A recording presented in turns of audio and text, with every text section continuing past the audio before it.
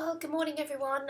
Thanks for joining me for Social Media Essentials. It's something that Matt Jones and I discussed about just putting some extra information out there for everyone, just to pick up in bite-sized chunks when you're ready to start building your social media pages if you've already got them for your shows, and expanding your Twitter audiences and just getting a little bit more social, kind of learning the good hygiene of and etiquette of social media, and just interacting with people really, and just doing it on a really good level. So as Radio Verulam moves forward and the brand starts getting out there with people in the street and everyone's heard of us, we've also got a really solid online presence that is looking good.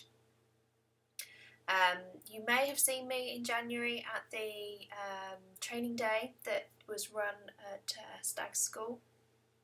My name's Christina, and I am a freelance photographer and graphic designer, but as part of the graphic design, it's kind of expanded into social media, web and print design. It all kind of intertwines, so I kind of have niched off into things that I'm good at, basically. So on the social media side, I also spent nearly 10 years building presentations for pilots and cabin crew as well, so got a fair idea on presentations and sort of getting information out there. So hopefully that will come through on the slides. We'll see. You may see me online and around, sort of helping out with the Radio Verulam's Facebook side of things and Twitter side of things. If you do see me around either online or at the studio, then feel free to come and say hi. Ask any questions you want. I will do my best to answer them as fully as I can, and point everybody in the right direction. So yeah, this is what's normally a 2-hour social media session that I give to small business clients who are looking to get online and want to kind of know where to start, what's kind of best practice. I won't bore you for 2 hours. I will condense this down. There's no kind of facilitation here. I'm literally just talking at you. Hopefully it'll take around about 20 minutes to go through. You can pause, dip in and out of it, come back, just look at the Facebook stuff when you're ready, come back and look at the Twitter stuff when you're ready. Feel free to dip in and out. This is going to be on RV Inside for a while, well, permanently. So yeah, feel free to come and have a look at it whenever you need it, and get in touch on Facebook with me if you want to ask any questions via RV Inside. Post your questions with this. There's lots of ways of communicating, and I'll help you out. Okay, so here goes. So the agenda for today, really, we're going to have a look at why we use social media for a start. Starting the conversation. Social media is all about being social. It's basically taking your conversations from the pub, the coffee shops, the restaurants, online, and having conversations with people that you might probably never actually have a conversation with over a cup of coffee. It's expanding your audience of listeners too, taking your audience of listeners from listening to you on the radio to continuing conversations with you online. So it is all very conversational. It does what it says on the tin, and it is very social. So we're also going to look at the platforms that are available to us. You may well have all of them, some of them, none of them, but we're just going to concentrate on Facebook and Twitter today, because as you will see, there are hundreds of platforms out there. Some are better than others and some are more useful than others, but we're just going to concentrate on Facebook and Twitter. As Radio Verulam expands, we may well pick up on other social media platforms that we want to use, but we'll cross that bridge when we come to it. And then we're going to have, post your questions on RV Inside if you've got any, and we'll have a look at the resources that are available to help make our social media even better. So we're going to start off by looking at why we use social media in the first place.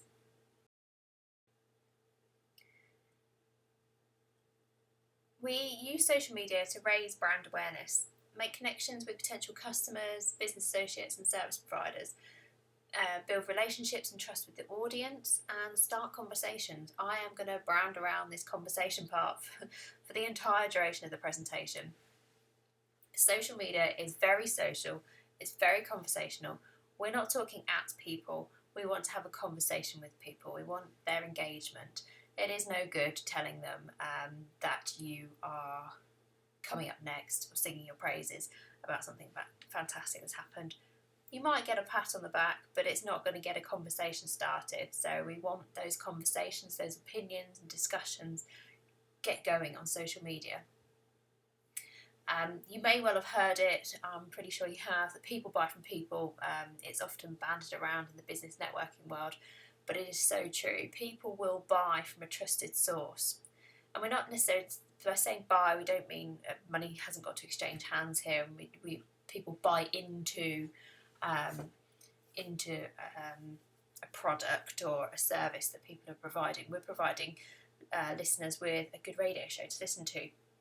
So we want people to recommend us, and we want to be recommended by friends and business associates.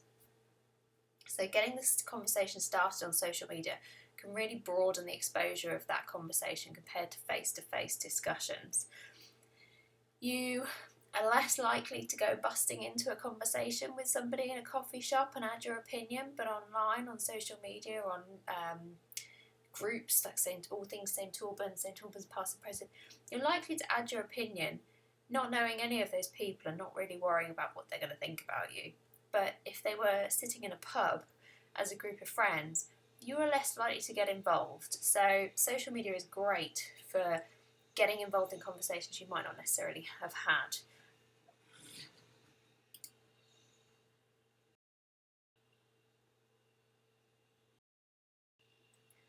So we're going to have a look at the platforms available. There are hundreds of social media platforms available to publish content on, and it's important to just choose a few platforms for your sanity. Don't overdo it. That you can manage well, rather than trying to manage multiple channels poorly, which could have a detrimental effect on your presence.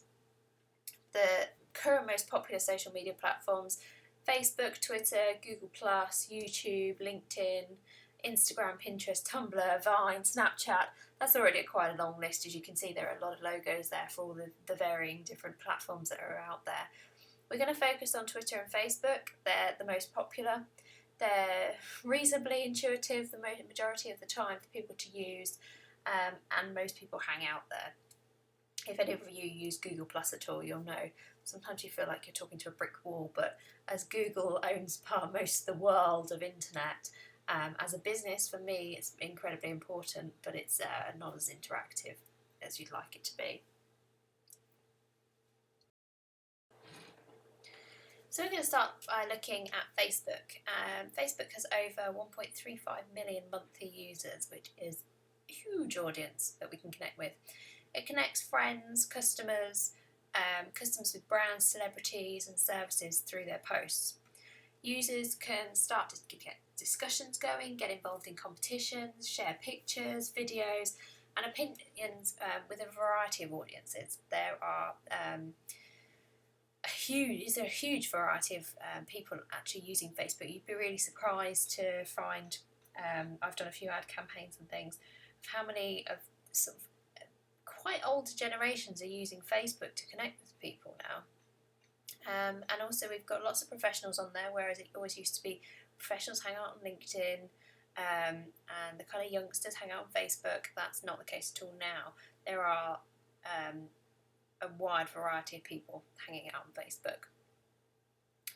Users can set up or join groups to have conversations with people with like-minded common interests. Conversation threads tend to attract larger audience responses than other platforms. So things like Twitter, you can't really get a conversation thread going and maintain it for a very long time.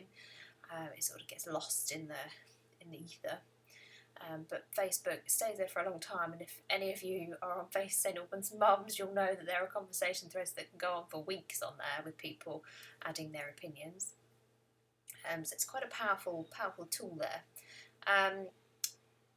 Liking a post or a page or a comment expresses your interest in a topic, and Facebook algorithms will actually analyse this and show you similar content that might be of interest to you. So this is really important for you guys using Facebook for your shows, in that getting people to like a post that you've put on there, or express an interest or comment on something that you're discussing, Facebook will then take that and they will then show that similar content from your show, from related shows, to that audience on a regular basis. As you have less interaction, Facebook will then go, oh, nobody's really taking any, that person's not really interested in that page, that kind of commonality there, and will stop showing those posts and putting those posts on people's news feeds. So that's really important to remember, that the kind of aim for you guys with a radio show is to get people commenting, liking, involved in conversations, because the more they get involved, the more the further conversations or posts from yourself will be put on their newsfeed. The less interaction that's there, the less they'll get to see it, and it will just drop off. And it's very difficult to build it back up again. It's doable, but if you can get it going from the beginning, it's much easier than it dying off and then having to build it back up again. I've learned from experience on that one. Facebook change their algorithms quite frequently, and they'll change it and tweak it, and something else new will come in and make it very difficult for the likes of me and other social media managers trying to get content onto people's news feeds, and we'll have to change tact. But for the moment, get people commenting, involved in discussions, liking your posts, and yeah, just generally being social and not just kind of using it as a shop window. So next up, we're going to look at the kind of posting style and the type of content that we should be putting onto Facebook. And it's important to note here that if you've got a show and you want to use Facebook for your show, you should be having a Facebook page rather than having a Facebook profile. Down the line, we'll have a look at analytics and things from your Facebook page, but we don't want to get bogged down with that right now.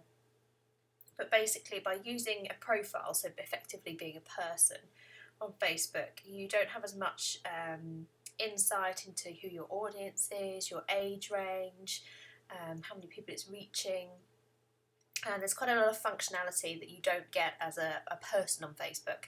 But by having a page, so like a business page, when you set up one, you will get the ability to see who your audience is and drill down into their age range, what location they're logging into Facebook from, how many people are seeing your posts on a daily basis, how much interaction you've got there. So there's quite a lot of functionality that you will miss out on if you don't set up a Facebook page for your show, as opposed to using a Facebook profile. If you're currently using a Facebook profile, try and set up a Facebook page and encourage everybody that you're friends with to go over and like your page, and then just keep your profile as you as a person, as an individual, and keep your Facebook page for your show. So you're kind of keeping those two separate. And I'll talk about sort of etiquette and tone of voice in another post. But by keeping those two separate, we can keep one very businesslike as such, in that it will be for the show, and the other one can be you as a person, and you can chat to your friends as you would do down the pub and not have to worry about your listeners forming opinions on your Friday night rants about something that's happened in the budget, for example. So the optimal length of a Facebook post is around 100 to 120 characters. It's a guideline. You can post more, you can post less if you've not got, if you can get things succinctly into a shorter sentence. But the ideal is around 100 to 120, and for those kind of Twitter savvy users, you'll know that you are only allowed 140 on Twitter, so we're still keeping them quite short. They should be tailored to suit your target audience, and considerations need to be made as to whether a link to a blog post would be more suitable if the content is bulky. Now, what happens if you've got a lengthy post on Facebook, and especially now that we've got sort of 95% of users on Facebook using mobile, if it doesn't fit and it's taking up too much real estate on the screen, Facebook shortens it and you get a see more or read more action sort of halfway through your paragraph. People don't click on it unless you are telling them something incredibly important that's going to directly affect them personally, they will not click and read more. It just doesn't happen. I've done lots of campaigns now and looked into this, and people just don't click. We're in the generation now that we have short snippets of information, and if we can't see what we need to see when we scroll past on our newsfeed on our phone, that's it, we're not going to bother going any further. So you need to keep them short enough that you don't get that read more and see more link there to expand it, and you can get the message across in 1 or 2 short sentences. If you want to write more, need to write more, if there's a big announcement or maybe like a press release style post that you want to put, have a think about maybe putting it on RV on inside, and then posting a link to that, so that if people are really interested in what you've got to say, you use those 100 to 120 characters to get them, grab their attention, and then give them a link to go and read further about what's going on with your show, with the station as a whole. We'll direct them to the blog rather than giving them a lengthy post that they're not going to read, and then we'll miss out on getting them interacting. So keep the post short and concise is the message to take away from there. Facebook posts needs to be conversational. They need to entice your audience with an interesting piece of information. Give them a question, get them involved in discussion on a topic that you're going to be talking about on your radio show, or finish your post with a call to action, such as comment below, share with someone you might like, listen again.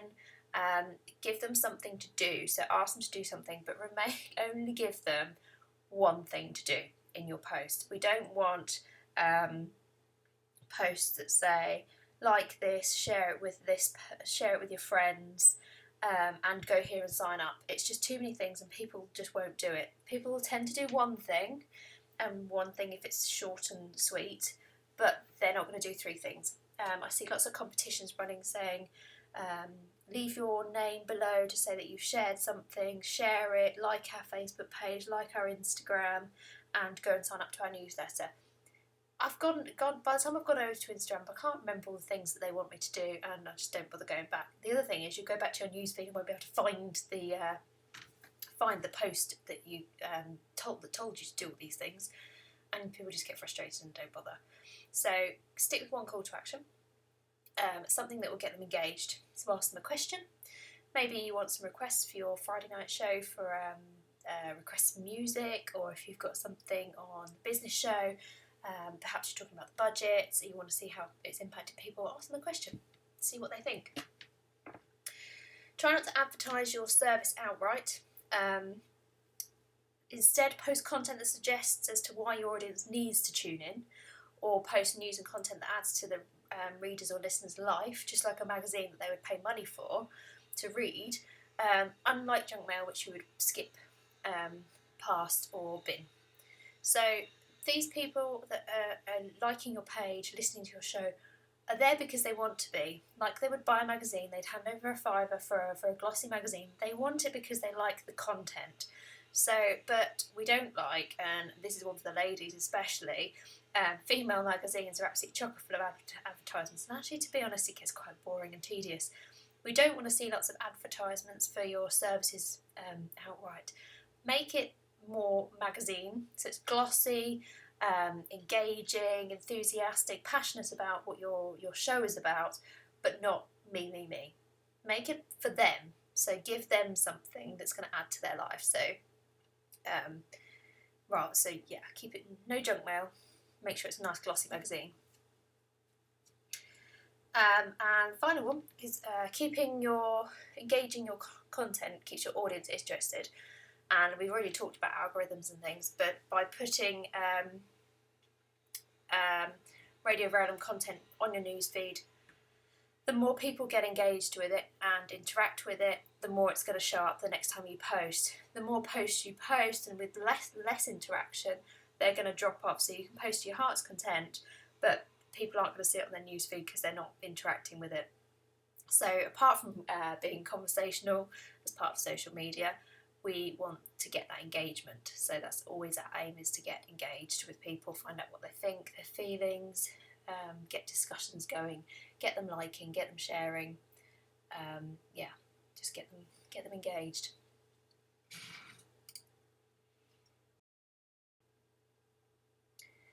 A few more essentials then, and to kind of give you an idea of where to start now that you've got your Facebook page up and running, got to get a bit of understanding of the length of post that you want to put on there, and how, and our ultimate aim being engagement and conversation.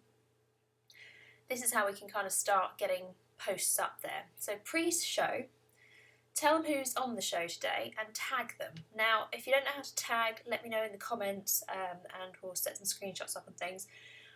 Basically, if you start with an @ sign and then start typing the page that you want to tag, it should come up in a little drop-down list. You can click on the drop-down list, click on the person you're trying to tag. It'll be a page and it won't be a Facebook profile, so again, that's the advantage of having pages, because you can only tag pages, not people, on your posts. But starting off with the @ sign, clicking, make sure it goes bold so that you know that it's tagged, and then continue a sentence.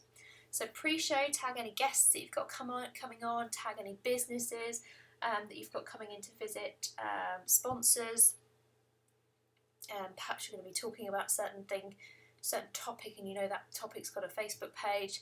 For example, for World Cancer Day or International Cancer Day, about a month ago, they've got a page that we tagged them in there just so that they're aware that we're talking about that topic in a show that day. So tag people that are involved. Don't tag willy-nilly, as in don't just tag people around St Albans because you want them to go, yeah, okay, we'll have a look at that. It's kind of bad form really, but tag people, sponsors, advertisers, give them a little bit of a mention, not too much for the advertisers, because they obviously have got ads and the ad break, but if you're going to be talking about something related to that, that'd be quite cool. Any bands, that kind of thing, tag them. Start conversation about what you've got coming up.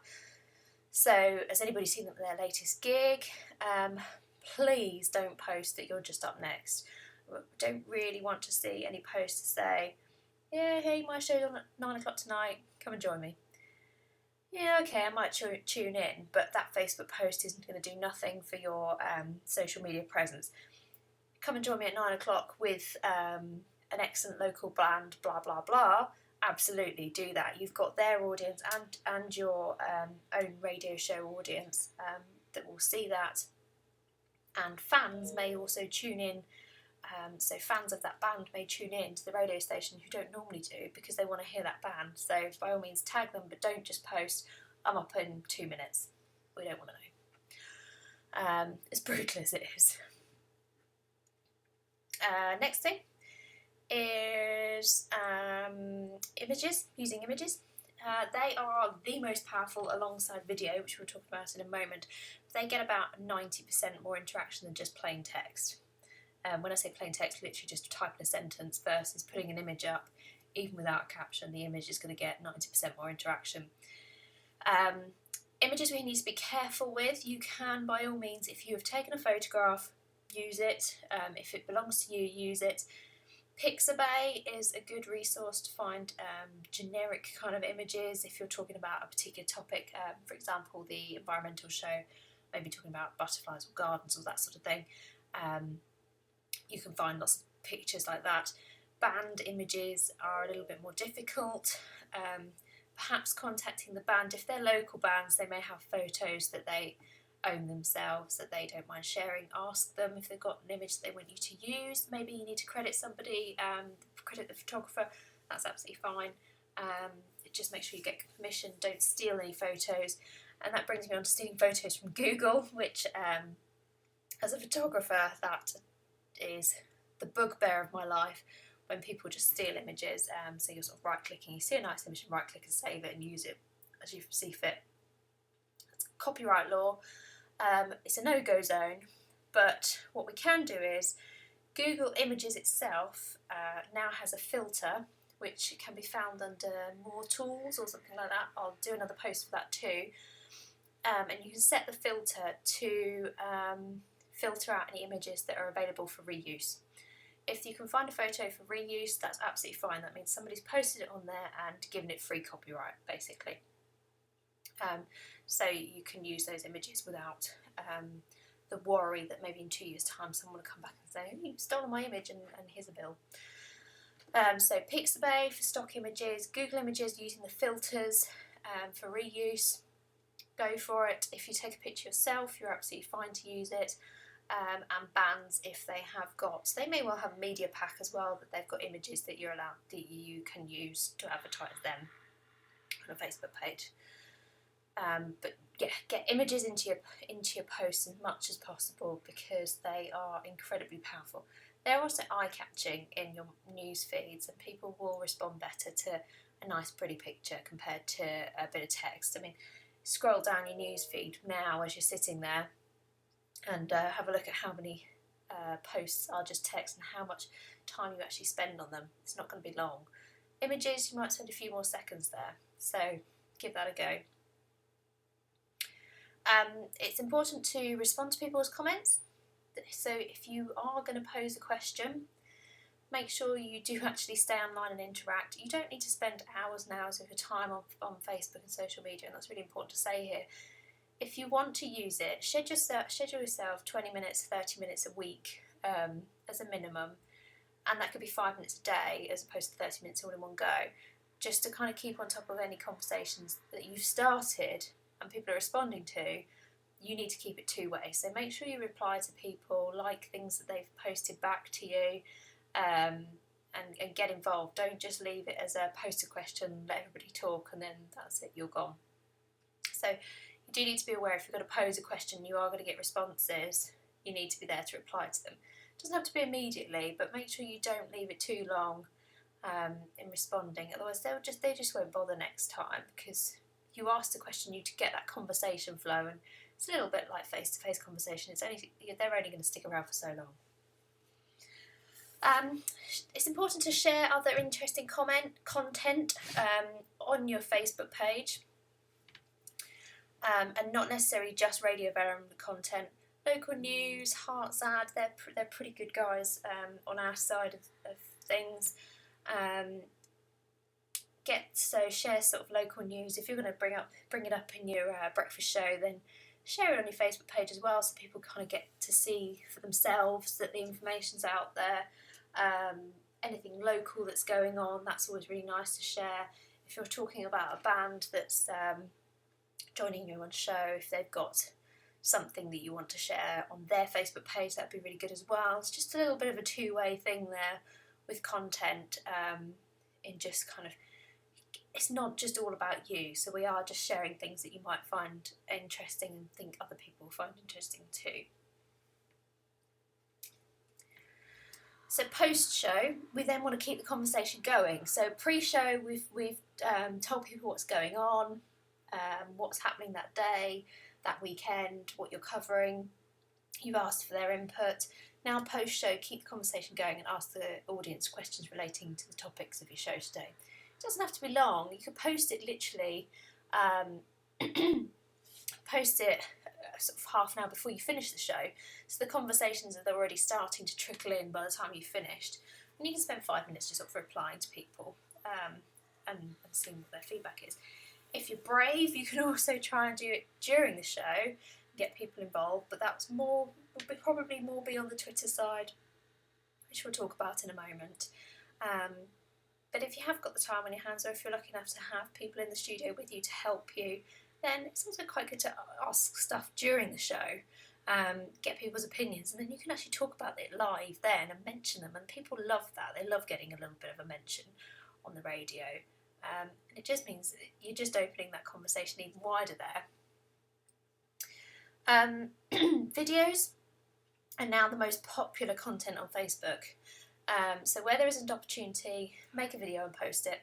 I know Denise does lots of periscopes, which are fantastic.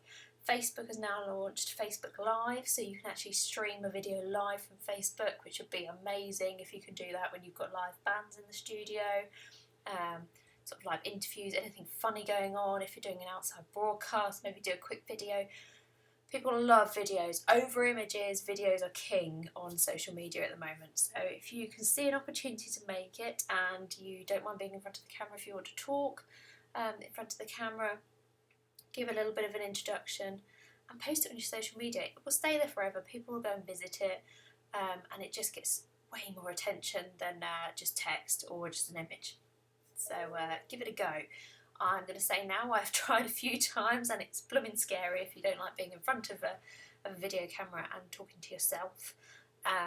But they are brilliant for gaining engagement and interest, and especially I can see sort of outside broadcasts, especially this year with the St Albans Street Party and things for the Queen's 90th. It would just be fantastic. It just gets people so engaged, and they really look forward to seeing if they can spot people in the video that they recognise. So yeah, give it a go. Even if you only do one or two, have a little play with it. Have a little play at home first, I would suggest, because talking on camera is a little bit more difficult than just talking on the radio. Okay, so we're now going to have some examples, just a quick run through, show you what looks good, what could do with a little bit more work, and where we can put tags in. So Twitter really is an essential broadcasting platform that allows users to make short statements to a wide audience. You can connect with followers rather than page likes of your brand, and make connections with businesses, people, services all around the world. Same as Facebook, but yeah, you can get a lot more followers on Twitter. There seems to be a lot more people on there, but there seems to be kind of less verbal interaction. We'll say verbal, but I mean as in written, keyboarded interaction. We get a lot of retweets and likes, but not a lot of actual quoted text or response to questions. So discussions take place on Twitter, but as a character is limited to 140, the information you publish needs to be clear and concise. So Twitter uses short snippets of information about what you're doing at that moment in time, or use it to ask a question about something you want to know an answer to there and then. Twitter posts appear in others' news feeds for a very short space of time, therefore the information you publish needs to be relevant and catch the interest of your followers immediately. It's ticker tape, real-time, newsworthy information you put on Twitter. You want people to see it, you want people to see it now. If they see it in an hour's time, it's not going to be relevant. So if you think of it as ticker tape going across the bottom of your screen on the news channel, that's constantly updated, constantly keeping people informed, and it's real time. Think of Twitter as that. Whereas Facebook, it kind of tends to hang around for a lot longer. You could post something at 9 o'clock this morning and you'll still see it in your news feed at 10 o'clock tomorrow morning, as it just hangs around for a little bit longer than Twitter, whereas that kind of hangs around for sort of 20 minutes at the most. Especially if you've got lots of people that you're following, lots of little ticker tapes going up, you'll just get lost in that information. So post it now, make it newsworthy, and yeah, sort of think of it as a news channel almost for Twitter. Don't forget to ask questions though. You can still post questions and you can talk about it on your radio shows. Twitter's really good for this, so you could pose a question, get them to join in on Twitter, because just kind of keeping track of all those bitty bits of information all in one go. It's a speedy way of getting answers to your questions, requests, opinions, that kind of thing. And ask for retweets as well. That's the other thing to do, is you can like things in Twitter now. It's a little bit meaningless, to be honest. You get lots of likes, but get retweets, because what that does is then their audience that they're retweeting to will see that piece of information. So you're expanding your audience tenfold every time somebody retweets. So ask for retweets. Don't ask too often, it sounds a little bit desperate, but if you're on the show mentioning something, ask for a retweet. Ask kind of if you're sending out some information for somebody, ask them to get a retweet. Denise is really good for her show with this, that she'll have bands and things on. She'll get local people to retweet as well. So for instance, my business, St Albans Photography, has got a large St Albans audience, so has her show, but we've got two kind of different styles of audiences. So she asks for retweets, I retweet it, my audience gets to see it too. So it's just expanding audiences really quickly that way. So we've said optimum length of post is between 70 and 100 characters. You have 140 characters as the limit, so you need to keep it short and sweet, but optimum length is around 70 to 100, so short and succinct. Hashtags. Hashtags can be used in tweets to reach a wider audience through the hashtag searches. Now, if you've not had a little play around on Twitter and look at hashtag searches, go and have a little look at something.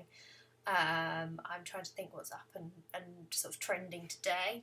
Whilst I'm talking, I'll have a little look. But you can go and search for a hashtag that is being used. For instance, this is not a very nice topic, but with the Paris attacks, there was a hashtag for that. And you can see all the news bits of information related to that hashtag in one spot. So go and check them out. And if you want people to use them, okay, so we've got hashtag Friday Feeling, so you know what day I'm recording this on now. And it's nearly coming up to 1:30 and chocolate and coffee time. So hashtag Friday Feeling is being used, and that's being used in 24,000 tweets right now. So I can go and look at that and see everybody that's put hashtag Friday Feeling into their post. So by using a hashtag during your show, so maybe if you've got a band on and they've got a hashtag that they like using, or if there's a particular St Albans one that you want to make up a hashtag, get people to use it in their tweets, you can then go and search and find all the tweets with that particular hashtag in. Jump on the bandwagon a little bit with newsworthy information, so for instance the Paris attacks or David Bowie. So some really sad things here, but David Bowie, there was a hashtag trending for that. If you want to get involved in the larger audience, then use those hashtags, get your listeners to use those hashtags. And it just expands the audience again. So we're all about expanding the conversation, expanding the engagement. And hashtags really do this on Twitter. And if you're an Instagram user, you kind of same principle there, you really expand using hashtags. Some good etiquette for hashtags, and they won't work if you do this. Don't use spaces, so don't use St Albans space environment. It won't work. It will just be hashtag St Albans then.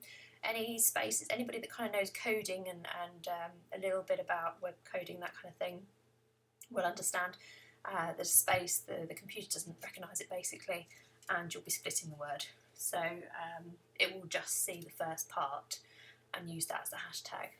Don't use any special characters, so no exclamation marks, at signs, or numbers. You can use numbers in terms of, as long as you're not using a space, but no special characters mixed in with the numbers. That just completely confuses it and it just won't use it. So a good example, when I wrote this, I've got the hashtag here in front of me as hashtag GBBO 2015. So that was Great British Bake Off 2015. And if I even look at that now today, you will still get tweets up that have been using that hashtag for people getting involved. So the BBC used that, the actual British Bake Off programme used that to get the audience involved. People watching it just kind of use it to say, yeah, really fancy cake now, hashtag GGBO 2015, and got them involved. So we're just expanding the audience by using hashtags. Final one is using a call to action. Now we've got a shortened amount of characters here to use, but your call to actions could be a simple single Twitter tweet, just telling people they can go and listen again to your show. So you could just have your show name and listen again if you want to catch up, and then the URL. Get them to retweet, that's a call to action. Don't ask for too many likes, that's a little bit sad and desperate, but ask for some retweets, ask for opinions. Call to action don't have to be a physical click or something, it can be just asking for an opinion. So what do you think? Pose a question, question mark, that's a call to action as well. So get them listening again, get them engaged, that's our aim the whole way through with social media. Okay, so now we know how to do it. let's have a look at when we want to do it. So pre-show, tell people who's on the show today and tag them. We've got Lady Gaga here. We'd be very lucky if she decided she wanted to come on Radio Verulam. That would be fantastic. But it's good etiquette to not start a post with an @ So even if you're really excited and you want to say at Lady Gaga on at 9:30 tonight, don't do it. 9:30 tonight at Lady Gaga is on the show. You've got to jiggle your sentences around a little bit, but by starting it with an @ really restrict your audience, and it will only go out to people who like Radio Verulam and Lady Gaga. Whereas if you start your sentence with normal words and then have an @ in it, it will go to people that like Lady Gaga and Radio Verulam. Get my words out there, but not both. So that's a little bit of a quirk there with Twitter, but it's just a good etiquette there. So pre-show, tag people who are coming on, so guests, sponsors, visitors. Tag people and tell their audience that they're on your show. Use images. Again, images are still really powerful, and they're still powerful on Twitter. It does reduce the number of characters you can use, but they are still fantastic for getting interest, especially as you scroll through a really dull newsfeed. You've got an image, you stop. So use those images. Use hashtags. You can tell when I put this together originally for you guys. So hashtag RV Christmas Ball, we all wish, but it would have got people involved. You can have it up on posters, you can talk about it on the show, you can get people listening in and using the hashtag, and then you can collate all those responses. Respond to comments and retweets, absolutely, like as we talked about with Facebook. Don't just leave it to a one-sided conversation. Don't throw a question out there and then dump it. Don't reply. Get your question out there. Make sure you're able to respond. If you're not able to respond, don't pose those questions, because we don't want that one-sided conversation. We want the conversation flow. Wait till you've got some time, then ask the question or offer a request, and then reply to it. Good way to save you some characters is to shorten some URLs. So using things like bit.ly, so that's bit.ly, or goo.gl, so that's Google's URL shortener. They will shorten your URLs significantly and really give you some more characters to play with. They're also quite handy because you can see how many people have actually clicked through on your link, so you know if you're getting interaction, if people are actually clicking on it and they're not just liking it without even reading. So that's quite handy. But in terms of space saving, it's a really fab little tool. And use Twitter for your on-air conversations. Use the on-air dashboard tweet section to mention people tweeting on air live. People love a mention, so use the on-air dashboard if you can. Get people to use hashtags if you can. Get them involved in conversations and then mention them, because they absolutely love it. They wouldn't do it if they didn't want the attention. So yeah, a little mention in the morning on the drive time, fantastic. Just makes your day a little bit better and a little bit more personal. Post-show, keep the conversation going. We've talked about this a few times. Just keep it going if you can. If you don't have the time, don't throw questions out there. But I mean, once a week, if you've got a once a week show, maybe throw it out there halfway through the week about pre-show, and then maybe sort of another day or two later after your show, have a little chat about something that you were talking about. Throw it out there with a bit of information. Share something that you found that was interesting related to your show. Just keep the conversation going there. You don't have to spend hours on it at all. Just 5 minutes on a Monday night will suffice for now to keep that conversation going and people knowing you're out there and remember you come Friday night when they tune in again. Gonna stick my head out here, stick my neck out here. Some people do like linking to Facebook. I really, really don't. As a social media manager, I really don't like linking to Facebook, purely because when you scroll through a news feed and see something that's shortened because it's a tweet and it's shortened on Facebook, it's really off-putting. It rarely gets any click-throughs because basically you've got to click to it, on Facebook, click to it, go to Twitter to read it. It just takes time, and we're in that culture now that we don't have time to do that. We don't want to do it. So yeah, unhook those Twitters from Facebook, and vice versa. The other thing is, if you've tagged somebody on Twitter, it works brilliantly. If that post then goes on Facebook and it just is literally an @ sign with their name, and it does nothing. So it won't increase your audience. It just looks messy, and to be honest, I find it a little bit of bad practice. It's conflicting there. You will get other opinions. Feel free to do what you feel comfortable with at the moment, but it really isn't difficult to cut and paste what you've done on one, paste it into the other, as opposed to linking. It's so fast now, and if you're keeping to under 140 characters on both sides and using the same image, then it really won't take much more of your time in your day to just cut and paste it and put it into one or the other after you've typed it out. And then we can expand our audience and make sure our links really all work, and we can get everybody mentioned nicely. Yeah, so I'll finish on that one, that little etiquette there. Retweets and likes work the same as Facebook in terms of algorithms, but it also puts your content in front of others who aren't followers yet. So you will get, if you're already on Twitter, you probably get a weekly email, maybe twice weekly email, with things that you may like, that it's spotted and said you might like something like this because you've liked something with a common interest. It then sends you an email with other things that you might like because it's in a similar sort of vein. So retweets and likes really do work well on Twitter, in that their algorithm then says, oh, okay, we've got this audience that might like that too, and we'll go and suggest it to them, and then your audience expands, which is just brilliant. So we're just going to finish up now then with a couple of tweets here, just to show you what they look like. So we've got a retweet here from Denise's show. It's got 3 retweets, so that would have gone out to 3 separate audiences, which is fantastic.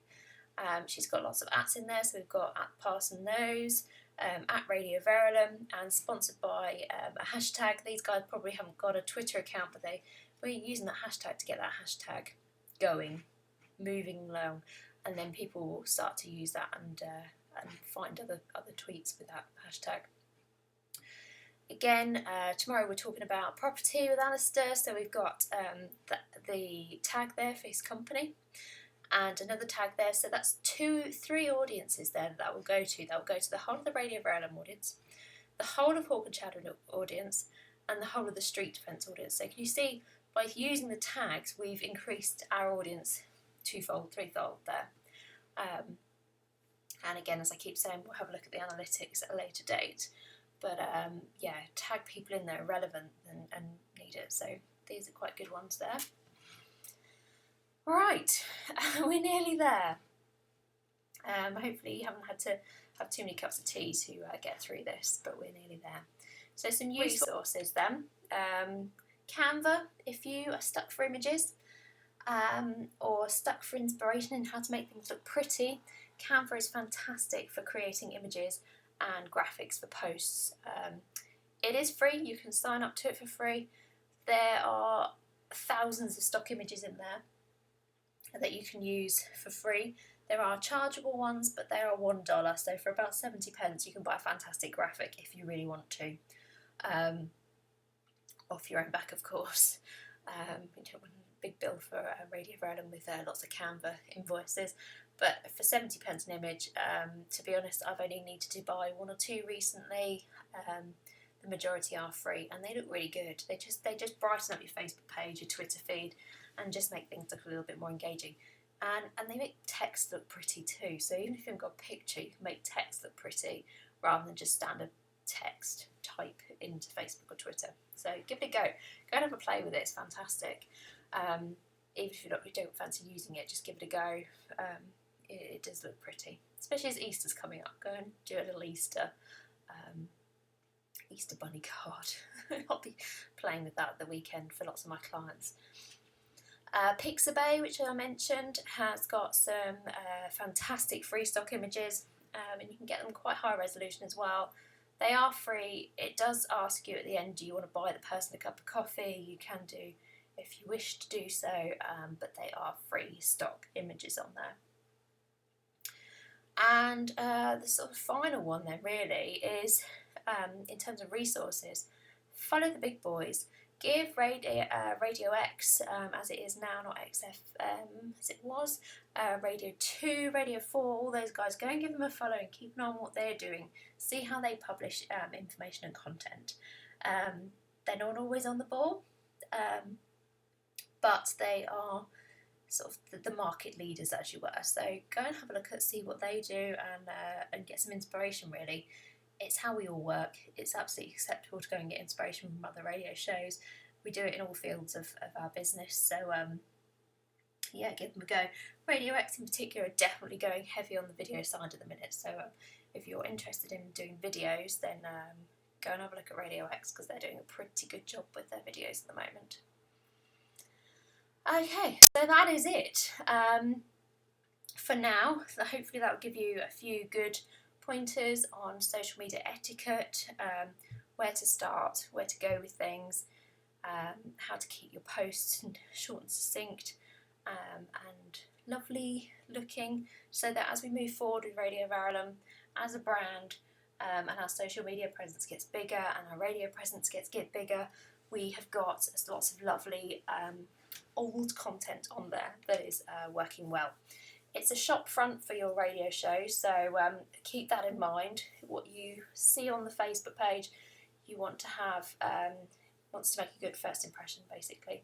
So keep that in mind with your tone of voice and opinions and things. We don't want to go upsetting too many people, but opinions are allowed, discussions are allowed.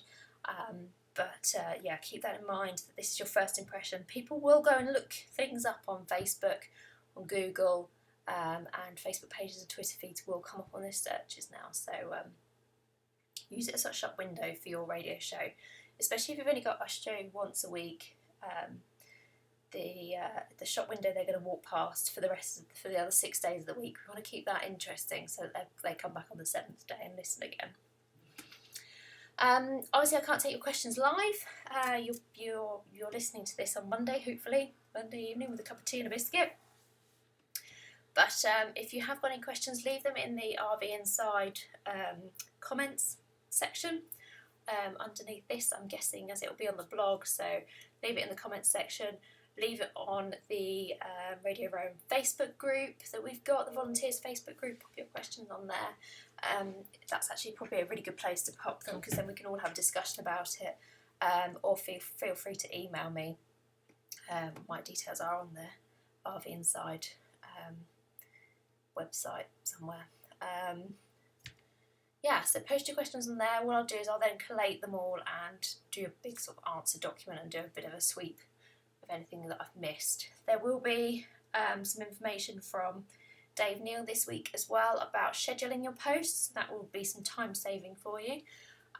He's going to do that via Hootsuite and TweetDeck, so he'll tell you how to do that. In the future, we'll have a little look about Twitter and Facebook a little deeper, how we can further better our efforts. But for now, this is kind of like a brief overview and getting you going and getting it looking good. And then we will be issuing some more stuff in the future. Hopefully we can have some more face-to-face time. And if anybody is stuck and would like sort of a quick one-to-one about setting up the page or getting it better, then feel free to contact me and we'll sort that out. So keep an eye out for the other bits of information from Dave today about scheduling, time saving, always good. And then keep an eye out for the future for any more. Okay, thanks for your time, guys, and I'll speak to you soon.